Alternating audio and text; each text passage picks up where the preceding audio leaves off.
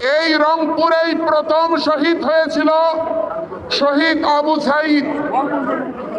কিসের জন্য তিনি আত্মত্যাগ করেছিলেন? তিনি আত্মত্যাগ করেছিলেন বাক স্বাধীনতার জন্য। তিনি আত্মত্যাগ করেছিলেন গণতন্ত্রের জন্য। তিনি আত্মত্যাগ করেছিলেন সহাবস্থানের জন্য। তিনি আত্মত্যাগ করেছিলেন মর্যাদাপূর্ণ একটি জাতি পরিণত করার জন্য।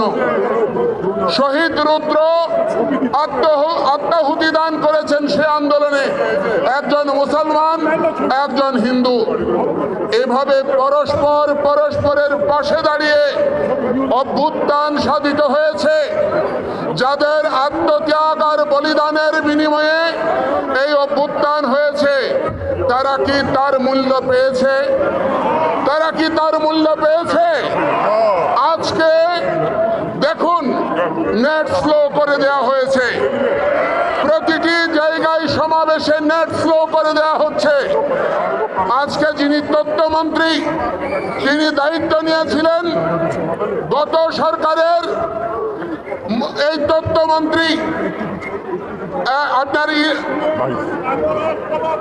পলক, তিনি নেট স্লো করে দিয়েছেন এই অভিযোগে তার অবস্থানের পরিবর্তন সাধন করার জন্য। কিন্তু অতিশয় দুর্ভাগ্যের বিষয়, কি পরিবর্তন দেখছি যে আগের চেয়েও একই রকম অবস্থা, কোনো পরিবর্তন হয়নি।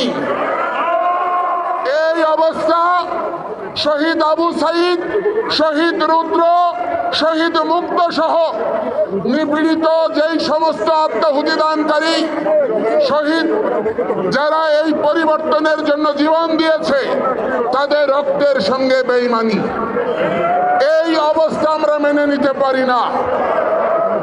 আজকে 1971 সনে দেশ স্বাধীন হয়েছে, 30 লক্ষ শহীদ হয়েছে।